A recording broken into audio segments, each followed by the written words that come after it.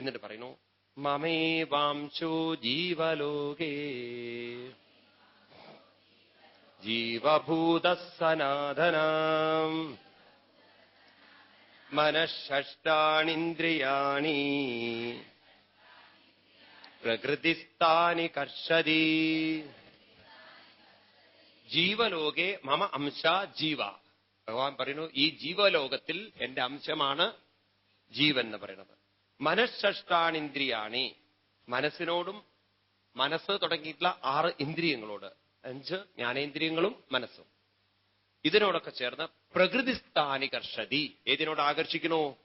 പ്രകൃതിയോട്. അപ്പൊ മനസ്സെപ്പോഴും ആകർഷിക്കുന്നത് പ്രകൃതിയോടാണ്. എന്നിട്ടോ ശരീരം യതവാപ്നോതി യച്ചാപ്യുക്രാമതീശ്വരാം ഗൃഹീത്വൈതാനി സംയാതി വായുർഗന്ധാനി വാശയാൻ. യത് ആപ്നോതി ശരീരം യച്ചാമതി ഉക്രാമതി ഈശ്വര. എന്നിട്ട് എന്ത് ചെയ്യുന്നു? ഈ മനസ്സെന്ന് പറയുന്ന സാധനം ശരീരം എടുക്കുന്നു, ശരീരത്തിൽ നിലനിൽക്കുന്നു, ശരീരം വിടുന്നു. ഏതുപോലെ? ഒരു പൂ വീണാലും അതിന്റെ വാസന വിട്ടുപോവാത്തതുപോലെ ഇങ്ങനെ ഈ മനസ്സെന്ന് പറയുന്ന സംസ്കാരം പുതിയ ശരീരങ്ങൾ എടുക്കുന്നു, അതിലൂടെ പ്രവർത്തിക്കുന്നു, വീണ്ടും വിട്ടുകൊണ്ട് പോകുന്നു. ഇപ്പൊ ഇവിടെ ജീവൻ എന്ന് പറഞ്ഞാൽ ആരെയാ ഉദ്ദേശിക്കുന്നത്? ഇവിടെ ജീവൻ എന്ന് പറഞ്ഞാൽ ഉദ്ദേശിക്കുന്നത് മനസ്സിനെ. ഞാൻ പറഞ്ഞ 2 തരം ആത്മാക്കളുണ്ട്. ഒന്ന് ജീവാത്മാവും, പരമാത്മാവെന്ന് പറയുന്നത് പരിപൂർണമായ ചൈതന്യത്തെയും നിറഞ്ഞു നിൽക്കുന്ന ചൈതന്യത്തെയും, ജീവാത്മാവെന്ന് പറയുന്നത് ആ ചൈതന്യത്തിൽ നിന്നും വന്നിരിക്കുന്ന മനസ്സിനെയാണ്. അത് ഓർത്തു വെക്കണേ നിങ്ങള്. എന്നിട്ട് പറയുന്നു ശ്രോത്രം ചക്ഷുസ്പർശനം ച രസനം ഘ്രാണമേവ ച അധിഷ്ഠായ മനശ്ചായം വിഷയാനുപസേവതേ. ഭഗവാൻ ആ കാലഘട്ടത്തിൽ എത്ര സൂക്ഷ്മമായി ചിന്തിച്ച ആളാണ് നോക്കുക. ശ്രോത്രം ചക്ഷു സ്പർശനം രസനം ഘ്രാണം. എന്തിനാ പറയുന്നത്? നമ്മുടെ 5 ഇന്ദ്രിയങ്ങളെ ഇതിനോട് ചേർന്ന് അധിഷ്ഠായ മന, ഇതിനോടൊക്കെ ചേർന്ന് മനസ്സ് വിഷയാൻ ഉപസേവതേ. വിഷയങ്ങളെ ആരാ വിഷയങ്ങൾ അനുഭവിക്കുന്നത്? എത്ര സൂക്ഷ്മമായിട്ടാണ് മനുഷ്യ ജീവിതത്തെ അനലൈസ് ചെയ്ത് നോക്കൂ. ഇതൊക്കെ ഇന്ന് നമുക്ക് പഠിക്കാൻ സൗകര്യമാണ്. കാരണം ഇന്ന് നമുക്ക് ശാസ്ത്രം വികസിച്ചു. ഇതൊക്കെ ഏത് കാലഘട്ടത്തിലാണ് പറഞ്ഞിരിക്കുന്നത്? ആ കാലഘട്ടത്തിൽ ഇത്ര സൂക്ഷ്മമായി കൃഷ്ണൻ ചിന്തിച്ചിട്ടുണ്ടെങ്കിൽ അദ്ദേഹം വളരെ വളരെ നമ്മൾ വിഗ്രഹത്തിൽ പൂജിക്കേണ്ട ഒരാളായിരുന്നില്ലേ അദ്ദേഹം.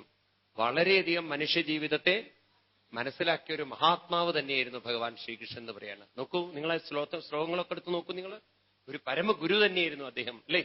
അപ്രകാരം നമ്മുടെ ജീവിതത്തിൽ എന്താണോ അനുഭവം എന്നുള്ളത് അന്ന് എഴുതി വെച്ചിരിക്കുകയാണ്. ഈവൻ നമ്മളിൽ എത്ര പേർക്ക് നമുക്കിതൊക്കെ അറിയാം? നമ്മുടെ മനസ്സിന്ദ്രിയങ്ങളോട് ചേരുമ്പോഴാണ് നമുക്ക് അനുഭവം കിട്ടുന്നത് എന്നുള്ളത് ഉണ്ടോ? അത്ര അദ്ദേഹം അനലൈസ് ചെയ്ത് ഉറപ്പിച്ചു വെച്ചിരിക്കുകയാണ്. എന്നിട്ട് പറയുന്നു ഉക്രാമന്ദം സ്ഥിതം വാപി ഗുഞ്ചാനം വാ ഗുണാന്വിതം വിമൂഢാനാനുപശ്യന്തി പശ്യന്തി ജ്ഞാനചക്ഷുഷാ. ഉത്ക്രാമന്തം സ്ഥിതം ഭുഞ്ചാനം. മനസ്സിലാവുണ്ടോ നിങ്ങൾക്ക്? ഉത്ക്രാമന്തം വിട്ടുപോകുന്ന, സ്ഥിതം നിലനിൽക്കുന്ന, ഭുഞ്ചാനം അതിലിരുന്ന് അനുഭവങ്ങൾ അനുഭവിക്കുന്ന. ആരെക്കുറിച്ച് അതൊക്കെ പറയുന്നത്? മനസ്സിലായില്ല? ശരീരം വിട്ടുപോകുന്ന, ശരീരത്തിലിരിക്കുന്ന, ശരീരത്തിലിരുന്നു കൊണ്ട് അനുഭവങ്ങൾ ഭുജിക്കുന്ന ആരെയാണ്? മനസ്സിനെ. വിമൂഢ ന അനുപശ്യന്തി. മൂഢന്മാർക്കത് മനസ്സിലാവും. ആര് കാണുന്നു? പശ്യന്തി ജ്ഞാനചക്ഷുഷ. അപ്പൊ ഇതൊക്കെ മനസ്സിലാക്കണമെങ്കിൽ നമുക്ക് എന്ത് വേണം? ജ്ഞാനത്തിലൂടെ വേണം. അപ്പൊ മനസ്സിനെ പോലും മനസ്സിലാക്കണമെങ്കിൽ ജ്ഞാനം വേണം. ആ മനസ്സിന് പിന്നുള്ള സത്യത്തെ മനസ്സിലാക്കാനും ജ്ഞാനം വേണം. ഇപ്രകാരം പറയാണ്, ആരാണോ ജ്ഞാനചക്ഷുഷ കൊണ്ട് നോക്കുന്നത് അവർക്കിതൊക്കെ മനസ്സിലാവും, അല്ലാത്തവർക്കിതൊന്നും മനസ്സിലാവില്ല. അപ്പൊ സത്സംഗങ്ങളെ കൊണ്ട് ഉദ്ദേശിക്കുന്നത് മനുഷ്യന്റെ ജ്ഞാനക്കണ്ണിനെ തുറക്കാനാണ്. മനുഷ്യന്റെ ജ്ഞാനക്കണ്ണിനെ. എന്നിട്ട് പറയുന്നു യതന്തോ യോഗിനശ്ചൈനം പശ്യന്ത്യാത്മന്യവസ്ഥിതം യതന്തോപ്യകൃതാത്മാനം നൈനം പശ്യന്ത്യചേതസാം. അപ്പോ നമുക്ക് രണ്ടു തരം ചക്ഷുഷുക്കൾ. ഒന്ന് മാംസചക്ഷുഷും ജ്ഞാനചക്ഷുഷും. ഇതേതുപോലെയാന്ന് ചോദിച്ചു കഴിഞ്ഞാൽ നമ്മുടെ ശരീരത്തിൽ വല്ല ക്യാൻസറോ തുടങ്ങിയിട്ടുള്ള രോഗങ്ങൾ വന്നാൽ ഡോക്ടർക്ക് മാംസചക്ഷുഷിനെ കൊണ്ട് കാണാൻ പറ്റുമോ? ഏത് കണ്ണു വേണം? ജ്ഞാനചക്ഷുഷ് വേണം. എന്ന് വെച്ചാൽ ഓരോന്ന് ടെസ്റ്റ് ചെയ്ത് അതിന്റെയൊക്കെ ബയോപ്സി എടുത്ത് അത് പഠിച്ച് ഇത് പഠിച്ച് എന്നിട്ട് വേണം അദ്ദേഹത്തിന് നോക്കാൻ ഇതിലെന്താണ് പ്രശ്നങ്ങളുള്ളത്. അതൊക്കെ ജ്ഞാനത്തിന്റെ കണ്ണുകളാണ്. ഇതുപോലെ ഈ മനസ്സിനെ കുറിച്ചും നമുക്ക് ജ്ഞാനക്കണ്ണുണ്ടെങ്കിലേ മനസ്സിലാക്കാൻ പറ്റുള്ളൂ. ഭഗവാൻ പറയുന്നു, അങ്ങനെ ആരാണോ യതന്തോ യത്നിച്ചുകൊണ്ട് തന്റെ മനസ്സിനെ പരിപൂർണമായി മനസ്സിലാക്കുന്നത്, പശ്യന്തി ആത്മനി അവസ്ഥിതം, തന്നിൽ അവസ്ഥിതമായിരിക്കുന്ന മനസ്സിനെയും ആ മനസ്സിനെ നിലനിർത്തുന്ന ചൈതന്യത്തെയൊക്കെ കാണുന്നത്, അവർക്ക് ഭഗവാനിലേക്ക് മനസ്സിനെ ഉയർത്താം. അല്ലാത്തവർക്ക് അപ്യകൃതാത്മാനഃ നയനം പശ്യന്തി അചേതസഃ. ഇതൊന്നും പരിശീലിക്കാത്ത ആളുകൾക്കൊന്നും ആരെ കാണാൻ പറ്റില്ല? ഭഗവാനെ കാണാൻ പറ്റില്ല. എത്ര വളരെ സത്യമാണ് പറയുന്നത്. എന്നിട്ട് പറയുന്നു ഭഗവാൻ, അഹം വൈശ്വാനരോ ഭൂത്വാ പ്രാണിനാം ദേഹമാശ്രിതാം പ്രാണാപാനസമായുക്ത പചാമ്യന്നം ചതുർവിധം. ചതുർവിധം അന്നം അഹം പചാമി എന്ന് പറഞ്ഞാൽ ചതുർവിധം 4 തരത്തിലുള്ള അന്നത്തെ അഹം പചാമി, ഞാൻ പചാമി ദഹിപ്പിക്കുന്നു. ഏതൊക്കെയാണ്? വെജിറ്റേറിയൻ, നോൺ വെജിറ്റേറിയൻ ആണോ? രാവിലത്തെ ബ്രേക്ക്ഫാസ്റ്റ്, ഉച്ചയ്ക്കത്തെ ലഞ്ച്, വൈകുന്നേരത്തെ വട, രാത്രിത്തെ ചപ്പാത്തി, ഇതൊക്കെയാണോ ഭഗവാൻ ഉദ്ദേശിച്ചത്? പിന്നെ 4 തരം അന്നം എന്ന് പറഞ്ഞാൽ എന്താണ്? 4 തരത്തിലുള്ള ഭക്ഷണമേ നിങ്ങൾ കഴിക്കുള്ളൂ. ഒന്ന് ലിക്വിഡ്, പിന്നെ സോളിഡ്, പിന്നെ നിങ്ങൾ ഉച്ചയ്ക്കത്തെ ശാപ്പാടത്തിൽ നോക്കൂ, 4 തരം ഉണ്ടല്ലോ. 4 തരത്തിലുള്ള ആഹാരം നിങ്ങൾ ഉച്ചയ്ക്ക് കഴിക്കുന്നുണ്ട്. ഒന്ന് ചോറുരുട്ടി കഴിക്കണം, ഇടയ്ക്ക് 2 എണ്ണമായി കഴിക്കും. പിന്നെ മൂന്നാമത്തത്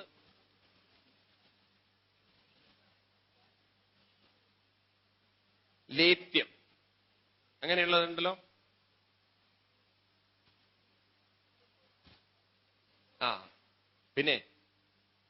പിന്നെ ഏതാണുള്ളത്? വലിച്ചു കുടിക്കുന്നത്. പായസാണോ? വലിച്ചു കുടിക്കുന്നത് പറഞ്ഞാല് ഇപ്പൊ ചില ഫ്രൂട്ട്സ് ഒക്കെ തന്നു കഴിഞ്ഞാൽ ഒക്കെ വലിച്ചു കുടിക്കുന്നത്. ഇപ്പൊ മുരിങ്ങയുടെ കോലൊക്കെ തന്നു കഴിഞ്ഞാൽ ഒറ്റ വലിയാണ്. ഇതുപോലെ ഇതിനെ പറയും ലിക്വിഡ്, സോളിഡ്, പിന്നെ വലിച്ചു കുടിക്കുന്നത്, ലേപ്യമായത്. ഇങ്ങനെ 4 തരത്തിലുള്ള ഫുഡുകളെയാണ് ഭഗവാൻ ചതുർവിധം. ഇതൊക്കെ ആര് ദഹിപ്പിക്കുന്നു? വൈശ്വാനരനായി ഞാൻ ദഹിപ്പിക്കണമെന്ന് ഭഗവാൻ പറയാണ്. ഞാനാണ് ദഹിപ്പിക്കുന്നത്. അപ്പൊ ഒരു ബോധം ഉണ്ടാവണ്ടേ കഴിക്കുമ്പോ? എന്താ ബോധം? 12 ഇഡ്ഡലിയും 15 ചപ്പാത്തി ഇട്ട് കൊടുത്തിട്ട് ഭഗവാനെ ഇതൊക്കെ ദഹിപ്പിച്ചോളൂ എന്ന് പറഞ്ഞിട്ട്, എന്നിട്ടോ ഒരാൾ അമിതവണ്ണം വെച്ചിട്ട് ഭഗവാന്റെ അടുത്തല്ല ഡോക്ടറെ അടുത്ത് എന്നിട്ട് പറഞ്ഞു, ഡോക്ടർ ഇതൊന്ന് കുറയ്ക്കണമല്ലോ എന്ന്. ഡോക്ടർ പറഞ്ഞ ഒരു കാര്യം ചെയ്യും, നിങ്ങളുടെ ഡയറ്റിംഗ് ഒന്ന് ശരിയാക്കി എടുക്കണം എന്ന്. ഡോക്ടർ കുറെ ഗുളികകളും മരുന്നുകളൊക്കെ കൊടുത്തിട്ട് പറഞ്ഞു, ഒരു കാര്യം ചെയ്യൂ, ഇത് റെഗുലറായിട്ട് കഴിക്കൂ. പിന്നെ രാത്രി 2 ചപ്പാത്തിയും 2 ഗ്ലാസ് വെള്ളവും, ഇതൊക്കെ പറഞ്ഞു കൊടുത്തു ഇദ്ദേഹത്തിന്. അരമണിക്കൂറൊക്കെ ഡോക്ടർ പറഞ്ഞു കൊടുത്തിട്ട് ഡോക്ടറോട് ഇയാൾ പോവാൻ നേരത്തെ ചോദിക്കണം. അപ്പൊ ചെറിയൊരു ഡൗട്ടും കൂടി ഡോക്ടർ ചോദിച്ചു, എന്താണെന്ന്. ഈ പറഞ്ഞ സാധനമൊക്കെ ഊണിന് മുമ്പോ ഊണിന് ശേഷമോ എന്നാണ്.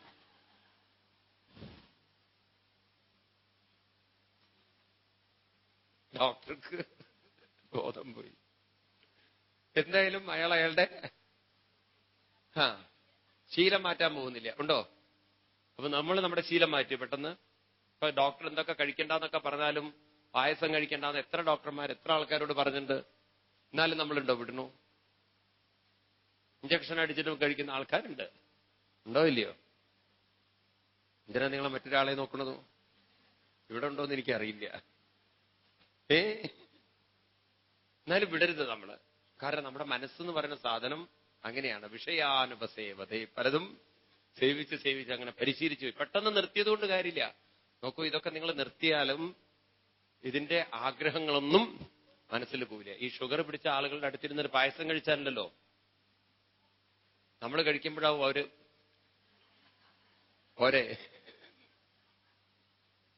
ഷുഗറുള്ളവരൊക്കെ ക്ഷമിക്കണേ. എന്തായിരിക്കും അതിന്റെ അവസ്ഥ? നിങ്ങളുടെ മുന്നിൽ നിങ്ങൾ പായസം കഴിക്കുന്ന സമയത്ത് ഒരാള് കൊതി പിടിക്കുക പറയില്ലേ? വയറിന് അസുഖം വരും അത്രേ. അതുകൊണ്ട് കഴിക്കുന്ന സമയത്ത് നോക്കണം ഷുഗർ ഉണ്ടോ ഇല്ലേ എന്നുള്ളത്. അടുത്തടുത്തുള്ള ആൾക്കാർക്ക് പായസം കിട്ടിയെന്ന് ഉറപ്പ് പോയതിനു ശേഷം പായസം. ഏതായാലും നോക്കൂ, ഇതൊക്കെ എത്ര വളരെ സത്യം പറയുന്നത്. ഭഗവാൻ പറയുന്നു അഹം പജാമി. ആരാ ഭജിപ്പിക്കുന്നത്? ഭഗവാനാണ് ഭജിപ്പിക്കുന്നത്. ഭഗവാൻ ഭജിപ്പിക്കുന്നു എന്ന് പറഞ്ഞു കഴിഞ്ഞാൽ the whole system, entire system is working because of me. എങ്ങനെയാണ് ദഹിപ്പിക്കുന്നത്? പ്രാണാപാന സമായുക്ത. ഇത് ദഹിപ്പിക്കുന്നത് പ്രാണാപാന സമായുക്തനായിട്ടാണ്, പ്രാണനോടുകൂടി ചേർന്നിട്ടാണ്. സപ്പോസ് അല്ല, എങ്ങനെ നമ്മൾ പരിശീലിക്കണം കേട്ടോ ഇതൊക്കെ. പ്രാണനാണ് ശരിക്കും ഭക്ഷണം ദഹിപ്പിക്കുന്നത്. ഈ വിശപ്പും ദാഹമൊക്കെ നമ്മുടെ വയറിനല്ല ഉള്ളത്. ആർക്കാ? നിങ്ങളുടെ മനസ്സിനുമല്ല വിശപ്പും ദാഹവും. വയറിനൊരു വിശപ്പും ഇല്ല, ദാഹവും ഇല്ല. ആർക്കാണ് വിശപ്പും ദാഹവും? അടുത്ത വീട്ടിലെ കല്യാണിക്കുട്ടിക്ക്. ശ്രദ്ധിച്ചിട്ടുണ്ടോ? ആർക്കാ ഈ വിശപ്പും ദാഹമൊക്കെ? വയറിനാണോ? അല്ല. പിന്നെ മനസ്സിനാണോ? പിന്നെ ആർക്കാ? പ്രാണനാണ്. ഈ മനസ്സിനല്ല എന്ന് പറയാൻ കാരണം, നിങ്ങൾ ചിലപ്പോണ്ടല്ലോ സ്വപ്നത്തിൽ അടുക്കളയിൽ പോയി ഭക്ഷണം കഴിക്കുന്നൊക്കെ സ്വപ്നം കാണും ചിലര്.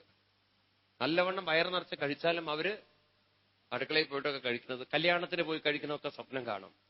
അപ്പൊ നല്ല നിറഞ്ഞിരിക്കണു എന്നുള്ള വയറിന് ബോധ്യമുണ്ടെങ്കിൽ, മനസ്സിന് ബോധ്യമുണ്ടെങ്കിൽ പിന്നെ മനസ്സിന് തോന്നേണ്ട ആവശ്യമില്ലല്ലോ.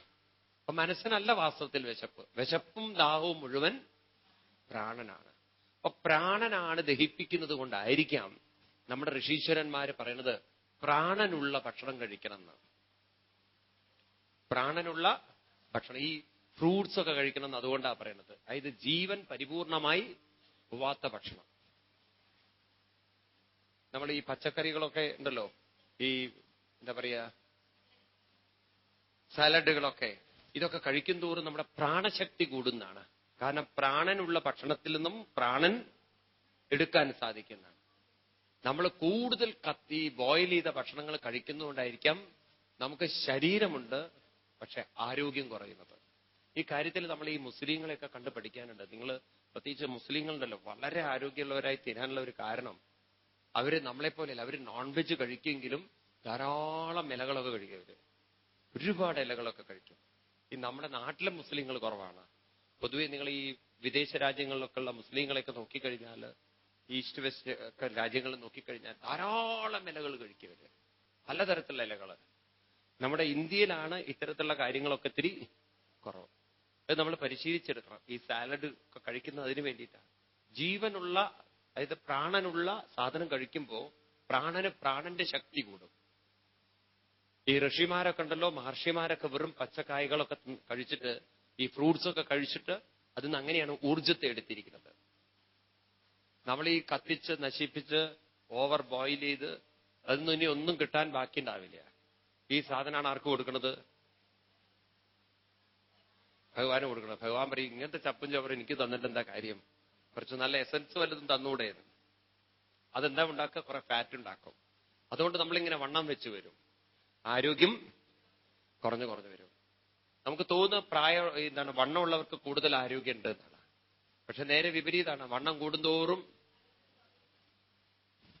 കൂടുതലാണോ കുറവാണോ? പെട്ടിയെടുത്ത് തൂക്കട്ടെ അവര്.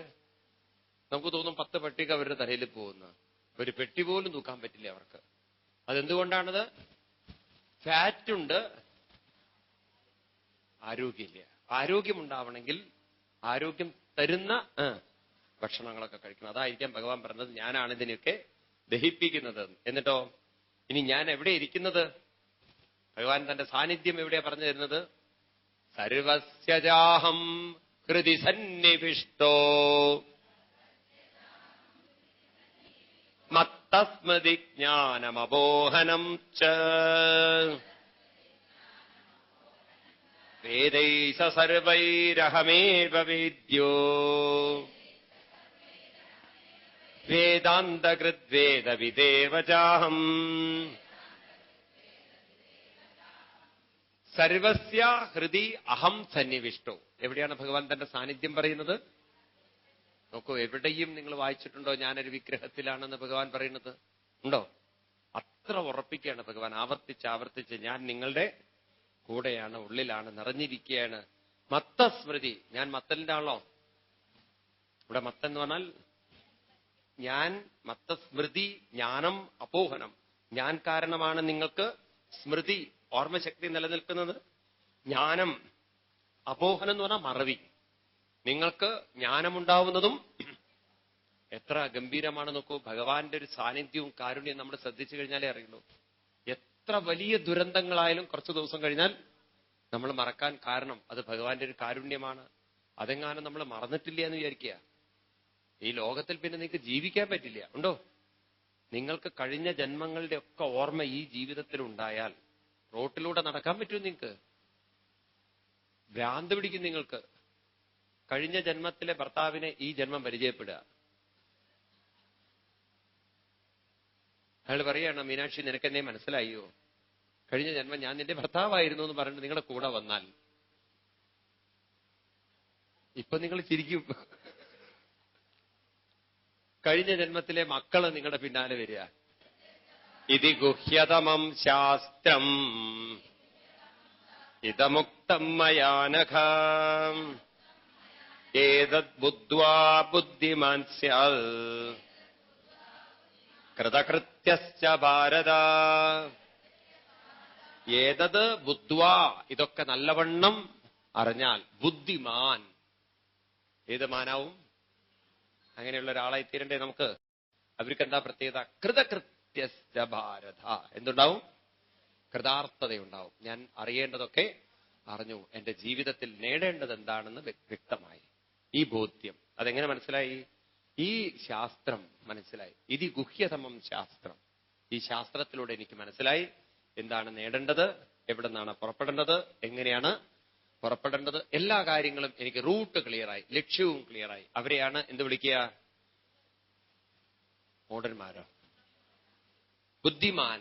അതായത് എത്തേണ്ടതും എവിടെയാണെന്ന്, എങ്ങനെയാണ് എത്തേണ്ടതെന്ന് മനസ്സിലായവരാണ് ബുദ്ധിമാന്മാര്. അവരാണ് എവിടെ എത്തിച്ചേരുക? എന്നിലെത്തിച്ചേരുക. ഇപ്രകാരം പറഞ്ഞ് കൃതകൃത്യന്മാരായവർക്ക് പോവാം. നല്ലൊരു ശതമാനം ആളുകൾ കൃതാർത്ഥരാവാതെയാണ് മരിക്കുന്നത്. കൃതാർത്ഥത നേടണമെങ്കിൽ എന്താണ് നേടേണ്ടതെന്നുള്ളതും എങ്ങനെയാണ് അതൊക്കെ നേടേണ്ടതെന്നുള്ളതൊക്കെ നല്ല ബോധ്യം അതൊക്കെ ആര് പറഞ്ഞു തരും? ഇതി ഗുഹ്യതമം ശാസ്ത്രം. ഗീതയെ പോലുള്ള ശാസ്ത്രം. നോക്കൂ, ഭഗവാൻ ഇതിനെ വിളിക്കുന്നത് ശാസ്ത്രം എന്നാണ്. ശാസ്ത്രം എന്ന് പറഞ്ഞാൽ ഈ പറഞ്ഞതൊക്കെ നിങ്ങൾക്കും പരീക്ഷിച്ച് അനുഭവിച്ചറിയാൻ സാധിക്കുന്നു. നിങ്ങൾക്ക് പരീക്ഷിക്കാം. മെനക്കെട്ട് നോക്കിയാൽ നമുക്കൊക്കെ പരീക്ഷിച്ച് നോക്കിയാൽ ഈ പറഞ്ഞത് ശരിയാണെന്ന് ബോധ്യം വരും. ഇപ്രകാരമുള്ള ഗീതാശാസ്ത്രം ഞാൻ പറഞ്ഞു തന്നു എന്ന് ഭഗവാൻ പറയാണ്. അപ്പൊ അങ്ങനെ 15-ാം അധ്യായം ഏറെക്കുറെ നമ്മളിവിടെ നോക്കി. കൂടുതൽ ആഴത്തിൽ പഠിക്കണം. അത് ഞാൻ ജസ്റ്റ് നിങ്ങൾക്കതിന്റെ ഒരു ജിസ്റ്റ് പറഞ്ഞു പോയി എന്ന് മാത്രം. കൂടുതൽ ആഴത്തിൽ അത് പഠിക്കണം. അപ്പൊ മനസ്സിലാവുന്നത് ഈ ശ്ലോകങ്ങളൊക്കെ ഉണ്ടല്ലോ, ഓരോ ഉപനിഷത്ത് ശ്ലോകങ്ങളുമായി ബന്ധപ്പെട്ടതാണ്. ഋഷീശ്വരന്മാര് വേദത്തിൽ പറഞ്ഞതിനെ കണക്ട് ചെയ്തിട്ടാണ് ഭഗവാൻ എടുത്തിരിക്കുന്നത്. അസത്തിൽ ഇതൊന്നും ഭഗവാന്റെ സ്വന്തം വാക്കുകളാണെന്ന് പറയാൻ പറ്റില്ല. ഊർദ്ധമൂലം അധശാകം വശത്ത് ഞാൻ നിങ്ങളോട് പറഞ്ഞു. ഇത് കഠോപനിഷത്തിൽ അതേ വാക്കുകൾ വരുന്നുണ്ട്, അവിടെ നിന്ന് എടുത്തതാണ്. ഇങ്ങനെ ഓരോ വാക്കുകളും അക്ഷരപുരുഷൻ എന്നൊക്കെ ഉള്ളത് സാഖ്യയോഗത്തിൽ നിന്ന് ഭഗവാൻ എടുത്തിരിക്കുകയാണ്. അവിടെ നേരത്തെ പറഞ്ഞു വെച്ചിട്ടുണ്ട്, സാഖ്യയോഗം എന്നുള്ളത് ഭഗവാൻ ശ്രീകൃഷ്ണൻ വരുന്നതിന് മുമ്പ് തന്നെ ഭാരതത്തിലുണ്ടായിരുന്നൊരു ശാസ്ത്രമാണ്. അതിനെ പറഞ്ഞിരിക്കുന്നത് രണ്ടുപേരാണ്. ഒന്ന് ഈശ്വരകൃഷ്ണൻ എന്ന് പറഞ്ഞൊരു അവതാരമൂർത്തി, രണ്ടാമത് കപില വാസുദേവൻ. കപില വാസുദേവനാണ് എവിടെ വരുന്നത്? ശ്രീമൽ ഭാഗവതത്തിൽ. ഭഗവാൻ കപിലന്റെ പേര് മുഴുവൻ പേര് കപില വാസുദേവൻ എന്നാണ്. ശരിക്ക് സാഖ്യയോഗം പറഞ്ഞിരിക്കുന്നത് ഈശ്വരകൃഷ്ണൻ എന്ന് പറയും. അങ്ങനെ ഒരാളുണ്ട്, ഒരു അവതാരമൂർത്തി. അതൊന്നും നമുക്കത്ര അറിയില്ല. കാരണം അതൊക്കെ വളരെ പ്രാചീന ഗ്രന്ഥങ്ങളാണ്. ഇതിനെയൊക്കെ ബേസ് ചെയ്തിട്ടാണ് ഭഗവാൻ ഗീതയിലെ പല ശ്ലോകങ്ങളും ഡെവലപ്പ് ചെയ്തിരിക്കുന്നത്. ഭഗവാൻ എഴുതിയിരിക്കുന്ന ഗീത എടുത്ത് നോക്കിക്കഴിഞ്ഞാൽ ഇതിൽ കഠോപനിഷത്തുണ്ട്, ഇതില് മുണ്ടകോപനിഷത്തുണ്ട്, മാണ്ഡുക്യോപനിഷത്തിലെ വാക്കുകൾ ഉപയോഗിച്ചിട്ടുണ്ട് ഭഗവാൻ. ഇങ്ങനെ പല ഉപനിഷത്തിൽ നിന്നും, അതാണ് ഭഗവാൻ അതിനെ ശാസ്ത്രം എന്ന് വിളിച്ചത്. ഞാൻ എന്റേത് അഭിപ്രായം പറയല്ല, ഇതൊക്കെ മുമ്പ് ഋഷീശ്വരന്മാര് പറഞ്ഞു വെച്ചതാണ്, ഇതെന്റെ അനുഭവമാണ്, ഞാൻ ബോധ്യപ്പെട്ട കാര്യമാണ് അർജുന ഞാൻ പറയുന്നത്. ഇതുപോലെ നമ്മളൊക്കെ ഉണ്ടല്ലോ ഈ പറയുന്നതിനൊക്കെ ക്രമേണ നമ്മുടെ ജീവിതത്തിലേക്ക് പ്രായോഗികമാക്കണം. അപ്പൊ ഭഗവാൻ പറയണു, നിങ്ങളെ ദുഃഖങ്ങളൊന്നും അലട്ടില്ല എന്ന് പറഞ്ഞു കഴിഞ്ഞാൽ, ദുഃഖങ്ങൾ അലട്ടുണ്ടോ ഇല്ലയെന്ന് നമ്മളൊന്ന് പരീക്ഷിക്കണം. എങ്ങനെ പരീക്ഷിക്കുക? ഭർത്താവിനോട് പോയി പറയൂ, രണ്ടെണ്ണം തന്നോളൂ, ഒന്ന് അലട്ടുണ്ടോ ഇല്ലയെന്ന് ഞാനും നോക്കട്ടെ എന്ന്. അങ്ങനെ പറയാൻ പറ്റുമോ? അങ്ങനെയാണോ അലട്ടുണ്ടോ നോക്കുക? ഈ ഗിനി പിക്സിന് കുത്തിവെക്കുന്നത് പോലെ ഒന്ന് 4 ചീത്ത പറഞ്ഞു നോക്കുക, എനിക്ക് അലട്ടുണ്ടോ എന്ന് ഞാൻ നോക്കട്ടെ എന്ന്. അങ്ങനെയാണോ? അല്ല. സിറ്റുവേഷൻ വരുമ്പോ ഇമ്മീഡിയറ്റ്ലി നമ്മുടെ ശ്രദ്ധ നമുക്ക് തിരിക്കാൻ പറ്റില്ല. അപ്പം നമുക്ക് മനസ്സിലാവും ഈ ഗീതയൊക്കെ പറയുന്നത് ശരിയാണ്, കുറെയൊക്കെ വേണമെങ്കിൽ നമുക്കിതൊന്നൊക്കെ ഉയരാൻ. അപ്പൊ അങ്ങനെ പ്രായോഗികമാക്കുമ്പോൾ നമ്മുടെ ജീവിതത്തിൽ ബോധ്യം വന്നു, കൃഷ്ണൻ പറയുന്നതൊക്കെ 100% ശരിയാണ്. അങ്ങനെയാണ് നമ്മുടെ ജീവിതത്തിൽ അത് പ്രവർത്തിക്കുക. മനസ്സിലാവുണ്ടല്ലോ?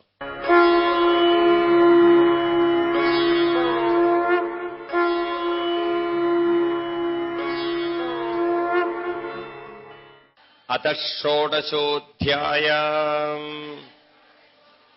ശ്രീകൃഷ്ണ പരമാത്മനേ നമഃ. ശ്രീഭഗവാനുവാച അഭയം സത്വസംശുദ്ധിർ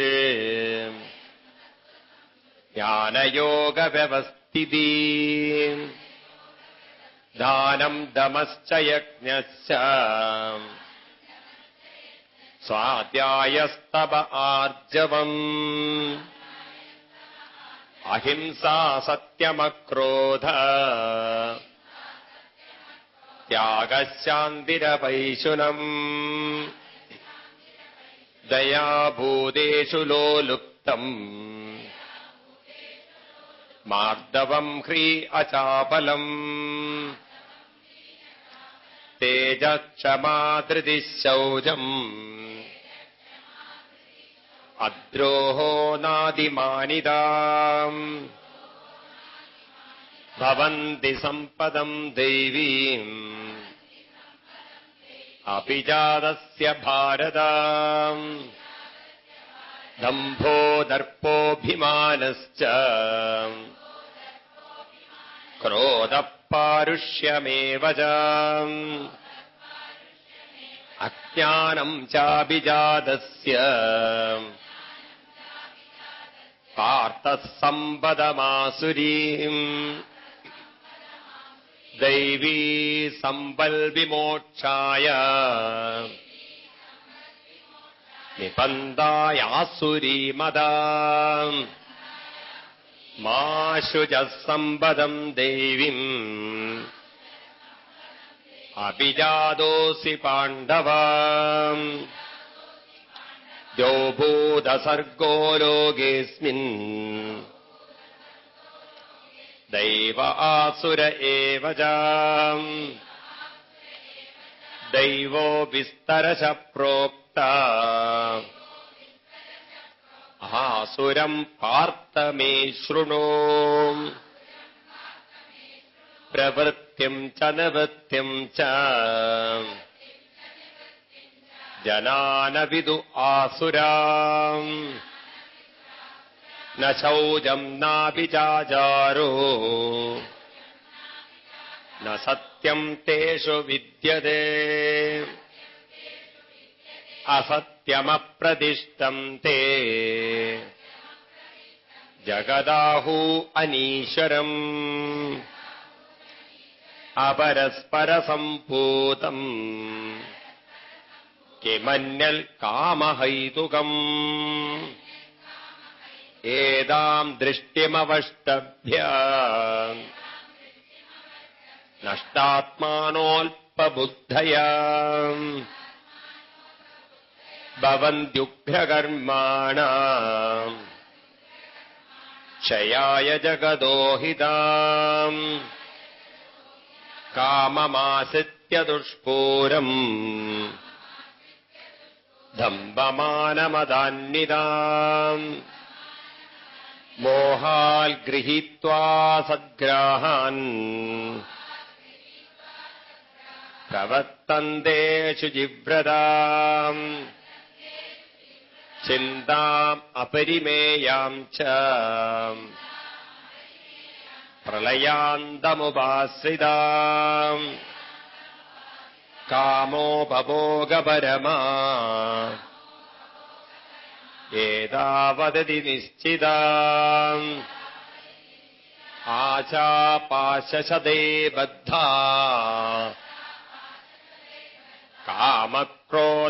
കാമക്രോധപരായണാം ഈഹന്തേ കാമഭോഗാർത്ഥം അന്യായേനർത്ഥസഞ്ചയാൻ ഇദമദ്യ മയാ ലബ്ധം ഇമം പ്രാപ്സ്യേ മനോരഥം ഇദമസ്തീദമപി മേ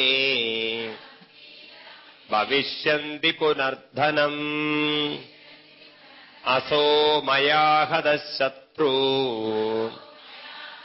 ഹനിഷ്യേ ചാപരാനപി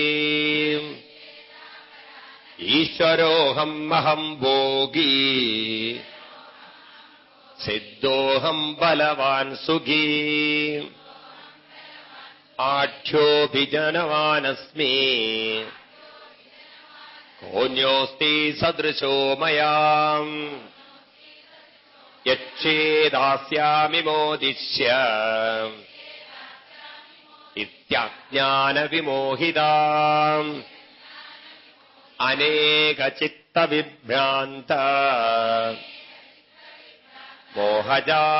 മോഹജാലസമാവൃതാം പ്രസക്താ കാമഭോഗേഷു പതന്തി നരകേഷു ആത്മസംഭാവിതാ സ്തബ്ധാ ധനമാനമദാന്വിതാം യജന്തെ നാമയജ്ഞൈസ്തേ ദംഭേനാവിധിപൂർവകം അഹങ്കാരം ബലം ദർപ്പം കാമം ക്രോധം ച സംശ്രിതാം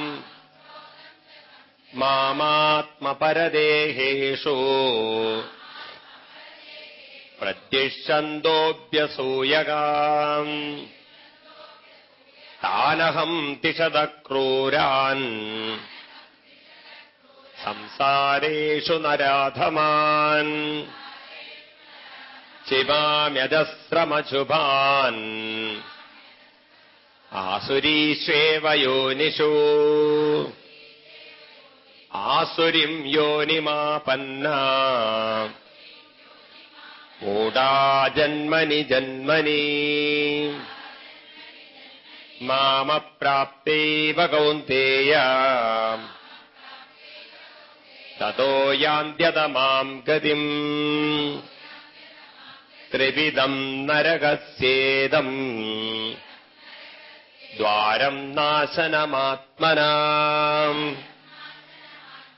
കാമക്രോധത്തഥാ ലോഭാ തസ്മാത് ഏതത്രയം ജയേത്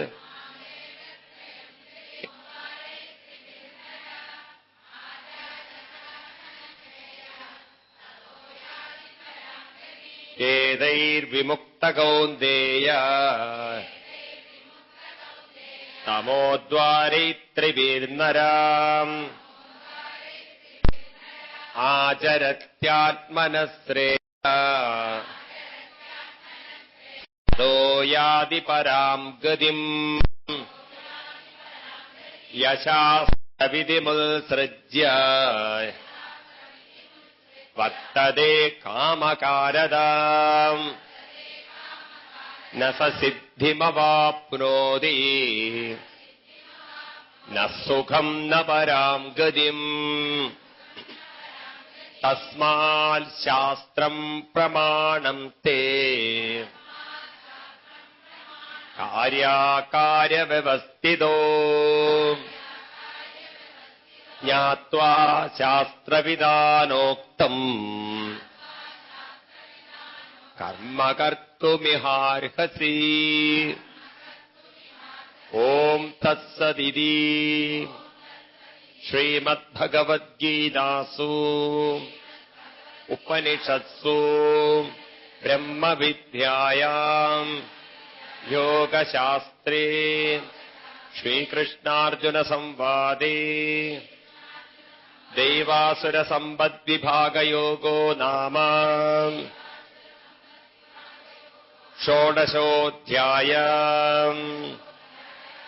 16 ഭഗവാൻ രണ്ടു തരം സമ്പത്തിനെ കുറിച്ച് പറയാണ്. ഒന്ന് ദൈവീ സമ്പത്തും ഏതാണ് ആസുരി സമ്പത്ത്. എന്താ ഇതിന്റെ പ്രത്യേകത? 5ാമത്തെ ശ്ലോകത്തിൽ പറയുന്നു, ദൈവീ സമ്പൽ വിമോക്ഷായ നിബദ്ധായാസുരീമതാ മാശുജ സമ്പദം ദൈവീ അഭിജാതോസി പാണ്ഡവ. ദൈവീ സമ്പത്തുമുണ്ട്. ഏത് സമ്പത്താണ്? ദൈവീ സമ്പത്ത് വിമോക്ഷായ.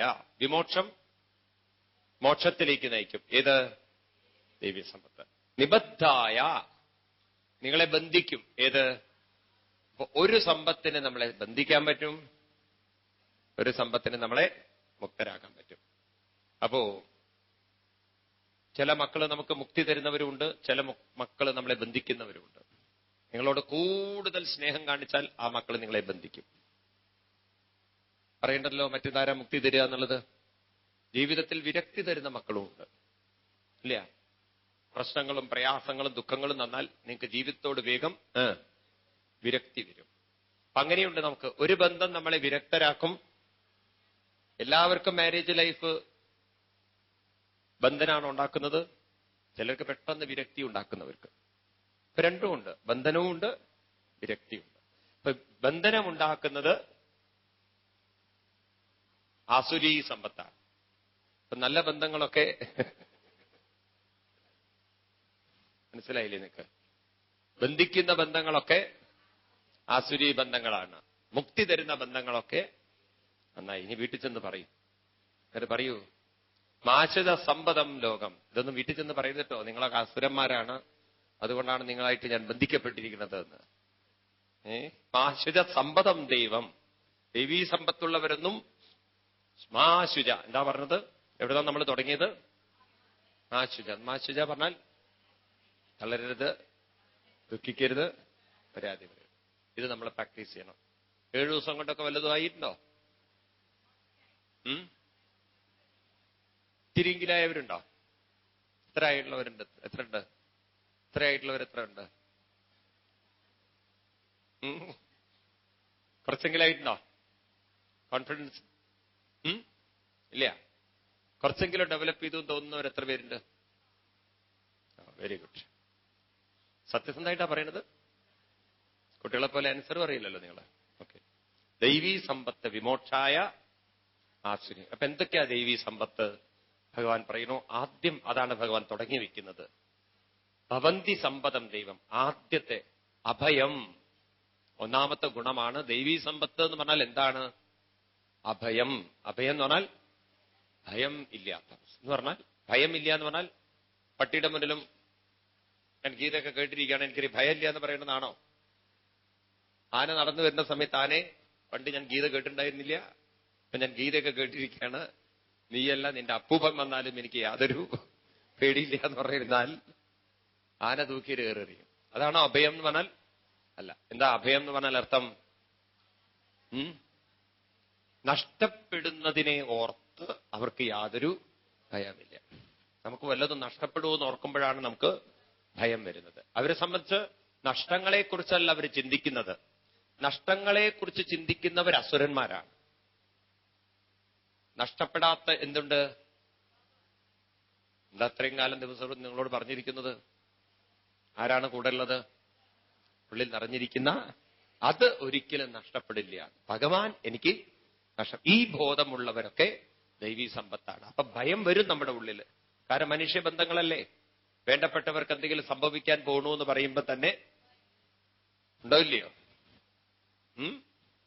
പൊതുവേ നമുക്ക് കുട്ടിക്കാലത്തെ ഇങ്ങനെ പറഞ്ഞുറപ്പിച്ചിട്ടുണ്ട്, ദൈവം നമുക്ക് എന്താണ്, കൂടുതൽ ദൈവത്തിനോടടുത്താൽ നമ്മുടെ വേണ്ടപ്പെട്ടവരൊക്കെ ദൈവം അകറ്റിക്കളയും. അതുകൊണ്ട് നമ്മൾ ദൈവത്തിനോട് ഒരിക്കലും അടുക്കാൻ പോകരുത്. ചിലതൊക്കെ നമ്മളെ തെറ്റായിട്ടാണ് ധരിപ്പിച്ചിരിക്കുന്നത്. പിന്നീട് നമുക്ക് കുറെ അന്ധവിശ്വാസങ്ങൾ, ഈ മരിച്ചുപോയ പ്രേതങ്ങൾ നമ്മളെ പിടികൂടും. ഒറ്റെങ്കിൽ നിങ്ങൾ വീട്ടിൽ നിൽക്കണോ വിചാരിക്കുക, ഒരു വവ്വാല് വന്നിട്ടുണ്ടെങ്കിൽ, വീട്ടിന്റെ അകത്തുനിന്ന് ഒരു വവ്വാല് പറന്നുപോയാൽ പെട്ടെന്ന് നിങ്ങൾക്ക് എന്താ തോന്നുക? ഒരു പക്ഷി പറക്കുന്നത് പോലെയല്ല പലർക്കും തോന്നുക. പലരും കരുത മുത്തശ്ശൻ അല്ലെ മുത്തശ്ശി, ആരോ പ്രേതങ്ങൾ വന്ന് പോകുന്നത് പോലെ. കാരണം ഇതൊക്കെ പ്രേതങ്ങളാണെന്നൊക്കെയുള്ളൊരു ധാരണ നമ്മുടെ ഉള്ളിൽ ഉറപ്പിച്ചു വെച്ചിട്ടുണ്ട്. ഉണ്ടോ? കുറെ ധാരണകളില്ലേ നിങ്ങൾക്ക്? നിങ്ങളുടെ വീട്ടിലൊരു പാമ്പ് കാവുണ്ട് വിചാരിക്കുക, നിങ്ങൾ ഒറ്റയ്ക്ക് പോവോ? അവിടെ നാട്ടിൽ, ഞാൻ ബോംബെയിലല്ല പറയുന്നത്, പോവോ? രാത്രി അവിടെ പോകരുത്. ഇങ്ങനെ കുറെ ഭയം നമ്മുടെ ഉള്ളിൽ വരുത്തിയിട്ടുണ്ട്. ഈവൻ ക്ഷേത്രങ്ങളിൽ പോലും ഒരു സമയം കഴിഞ്ഞാൽ പോകരുത്, ദൈവം നമ്മളോട് കോപിക്കുന്നൊക്കെയാണ്. ഏതായാലും ഭയം നമ്മുടെ സമൂഹത്തിൽ ധാരാളം ഉണ്ടാക്കാൻ നമ്മൾക്ക് സാധിച്ചിട്ടുണ്ട്. കുട്ടിക്കാലത്തെ വീട്ടിന്റെ മുകളിലേക്ക് കയറുമ്പോൾ തന്നെ പറയാം അവിടെ ഭൂതണ്ട് പ്രേതണ്ട് എന്നല്ലേ പറഞ്ഞിരിക്കുന്നത്. കുട്ടിക്കാലത്തെ പേടിപ്പിക്കുക അങ്ങനെയാണ്. അങ്ങോട്ട് നോക്കരുത്, അവിടെ പ്രേതണ്ട് ഭൂതണ്ട്. പിന്നെ അവിടെ ചെല്ലുമ്പോഴാ മനസ്സിലാവുക വീട്ടിലുള്ളവരെന്നെയായിരുന്നു പ്രേതങ്ങളെന്ന്. അതിന് വലിയ പ്രേതങ്ങളൊന്നും വേറെ ഈ വീട്ടിലുണ്ടായിരുന്നില്ല. ശരിയാണ്. അപ്പൊ ഇങ്ങനെ നമ്മൾ ഒരുപാട് പേടിയുണ്ടല്ലോ, കുട്ടിക്കാലത്തെ കുത്തി നിറച്ചതുകൊണ്ട് നമുക്ക് പലതിനെക്കുറിച്ചും പേടി ഉള്ളിൻ്റെ ഉള്ളിൽ നഷ്ടപ്പെടുമെന്നോർത്ത് ഭയം, പലതിനെക്കുറിച്ചും ഭയം. ഈവൻ നിങ്ങളെ ജ്യോത്സ്യന്മാർക്ക് ഭയപ്പെടുത്താൻ പറ്റും. നിങ്ങളുടെ വീട്ടിൽ കടന്നിട്ട് ഉറക്കം വരുന്നില്ല എന്ന് പറഞ്ഞാൽ അവര് പറയാണ് നിങ്ങളുടെ മുത്തശ്ശൻ അവിടെ നിന്നല്ലേ മരിച്ചത്, ആ പ്രേതം വിട്ടുപോകാത്തോണ്ടാണെന്ന്. അതുവരെയുള്ള മുത്തശ്ശനോടുള്ള ആദരവ് ശരിയാണോ അല്ലയോ? അങ്ങനെ പറഞ്ഞാൽ നിങ്ങൾക്ക് ഉറക്കം വരുമോ? അദ്ദേഹത്തിനോട് എന്താ ആദരവുണ്ടാവുക? കഷ്ടകാലം ഇവിടുന്ന് ചാവണ്ടിയിലിരുന്നു അദ്ദേഹം. ഇവിടുന്ന് ചത്തതുകൊണ്ടല്ലേ ഇപ്പൊ നമുക്ക് സമാധാനം ഇല്ലാത്തത്. ഇനിയിപ്പോ എന്ത് ചെയ്യണം? അതിനെ ആവാഹിച്ച് പുറത്താക്കണം. അതിന് എത്ര രൂപ വരും? 25,000 രൂപ. അപ്പൊ മുത്തച്ഛനെ ഇപ്പം പിടിച്ച് പുറത്താക്കണമെങ്കിൽ 25,000 രൂപ വേണം. ആലോചിച്ച് നോക്കുന്നത്. ഇങ്ങനെ ജ്യോത്സ്യന്മാർ വിചാരിച്ചാൽ നിങ്ങൾക്ക് ഭയം തരാൻ സാധിക്കും, നാട്ടുകാർ വിചാരിച്ചാൽ ഭയം തരാൻ സാധിക്കും. ഓരോന്നിനും നമ്മുടെ സമൂഹം അങ്ങനെയാണെന്ന്. അതുകൊണ്ട് അഹിംസ സത്യം അക്രോധം, ത്യാഗ അഹിംസ സത്യം അക്രോധം. ദൈവീ സമ്പത്താണ് ഏത്? അക്രോധം. അക്രോധം എന്ന് പറഞ്ഞാൽ ഏതിനെ ജയിക്കണം? അത് കുറച്ചങ്ങോട്ട് ജയിക്കണം. അത് പലർക്കും ലേശം ജയിക്കാനുണ്ട്. ത്യാഗശാന്തി, ത്യാഗം. ത്യാഗം എന്ന് പറഞ്ഞാൽ വേണ്ടാത്ത ചിന്തകളെ ത്യാഗം ചെയ്യാനുള്ള മനസ്സ്, ധൈര്യമുള്ള മനസ്സ്. ശാന്തി, എപ്പോഴും മനസ്സിൽ ശാന്തി കൊണ്ട് നടക്കുക. അപൈശുനം. അപൈശുനം എന്ന് പറഞ്ഞാൽ പിശുക്കില്ലായ്മ, അത് കൊടുക്കാനുള്ള മനസ്സ്. ദാനം, ദമശ്ച യജ്ഞശ്ച സാധ്യായം. ഇതൊക്കെ ഏത് ഗുണങ്ങളാ പറയുന്നത്? ഏത് ഗുണങ്ങളാ പറയുന്നത്? ഇതൊക്കെയാണ് ഒരു മനുഷ്യനുള്ളെങ്കിൽ അയാള് ദൈവീ സമ്പത്തുള്ള ഒരാളാണ്. പിന്നെ പറയുന്നു തേജ ക്ഷമ ധൃതി ശൗചം അദ്രോഹോ നാദിമാനിത. ഇങ്ങനെ പറഞ്ഞ് ഇതൊക്കെയാണ്. ഇനി ആസുരീഭാവം എന്തൊക്കെയാണ്? ദംഭോ. അത് പറയേണ്ട ആവശ്യമില്ലല്ലോ. ദമ്പം, അയാൾക്ക് വലിയ ദമ്പാണ് നമ്മൾ പറയാറുണ്ട്. ദർപ്പം. ഒന്ന് ദമ്പം എന്ന് പറഞ്ഞാൽ വലിയവനാണെന്നുള്ളൊരു ഭാവം. മറ്റത് അഹങ്കാരം കാണിക്കുക. പിന്നെ അഭിമാനം, ക്രോധം, പാരുഷ്യം, അജ്ഞാനം. ഇതൊക്കെ ഏതാണ്? ആസുരി സമ്പത്താണ്. അപ്പൊ എനിക്ക് തോന്നുന്നു നമ്മളുടെ ഇടയിൽ മിക്സിംഗ് ആണെന്ന്. കുറച്ച് ആസുരിയുണ്ട്, ദൈവിയുണ്ട്. അപ്പം ദൈവീ സമ്പത്ത് കൂട്ടണം, ആസുരി സമ്പത്ത് കുറയ്ക്കണം. അപ്പൊ എങ്ങനെ ആസുരി സമ്പത്ത് കുറയ്ക്കുക? അതിനെന്ത് വേണം? ദൈവീ സമ്പത്ത് കൂട്ടിക്കൊണ്ടുവരണം. അതന്നെയാണ് വേണ്ടത്. പിന്നെ പറയാണ് ഭഗവാൻ പിന്നെ ആസുരി സമ്പത്തിനെ അങ്ങോട്ട് വർണ്ണിക്കുകയാണ്. ഈ ആസുരി സമ്പത്ത് കൂടിയാൽ എന്താ കുഴപ്പമെന്നറിയോ? അഹങ്കാരം ബലം ദർപ്പം കാമം ക്രോധം ച സംസ്ഥിത മാമാത്മ പരേഷു പ്രതിഷ്യന്തോപ്യസൂയക. അഹങ്കാരം, ബലം, ദർപ്പം ഇതൊക്കെ വെച്ചിട്ട് മറ്റൊരാളെ തെറ്റായ രീതിയിൽ, മറ്റൊരാളെ വേദനിപ്പിക്കണം എന്നുള്ള രീതിയിൽ വേദനിപ്പിക്കുന്നതുണ്ടല്ലോ, അങ്ങനെയുള്ളവരെ അഹം ദിശത ക്രൂരാൻ സംസാരേഷു നരാധമാൻ ക്ഷിപാമി. അവരെയുണ്ടല്ലോ അവരെയൊക്കെയാണ് ഞാൻ ടെററിസ്റ്റുകളാക്കുക എന്നാണ്. നമുക്ക് എത്ര പറയുന്ന പ്രസ്താവന എത്ര ശരിയാണെന്നുള്ളത്. അഹം ദിശത, മറ്റുള്ളവരോട് വിദ്വേഷം വെച്ച് ജീവിക്കുന്ന ആളുകളെ ക്രൂര സംസ്കാരമുള്ള സംസാരത്തിൽ നരാധമന്മാരായി ക്ഷിപാമി, ഞാൻ അവരെ വീഴ്ത്തും എന്നാ പറയുന്നത്. അതായത് അങ്ങനെ ക്രൂര സംസ്കാരങ്ങൾ കാണിക്കുന്ന ആളുകളുടെ ഇടയിലേക്ക്, ആ സംസ്കാരത്തിലേക്ക് അവരെ ഞാൻ വീഴ്ത്തുന്നു.